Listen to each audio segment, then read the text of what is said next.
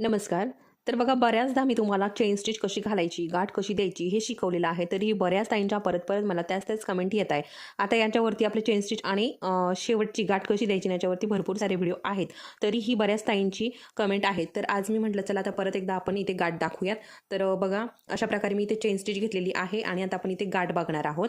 तर गाठ देण्यासाठी हे बघा पहिला जो आपला लूप आहे ना, हे बघा पहिला लूप घ्यायचा. पूर्ण चेन स्टिच बनवून झाल्यानंतर पहिला लूप काढून घ्यायचा आणि थोड्याशा अंतरावरतून आपल्याला दुसरा लूप वरती काढून घ्यायचा. हे बघा आता हे जसं आपण चेन बनवतो ना तसा हा अगोदर वरती काढायचा आहे. दिसत असेल हा वरती काढून झाला.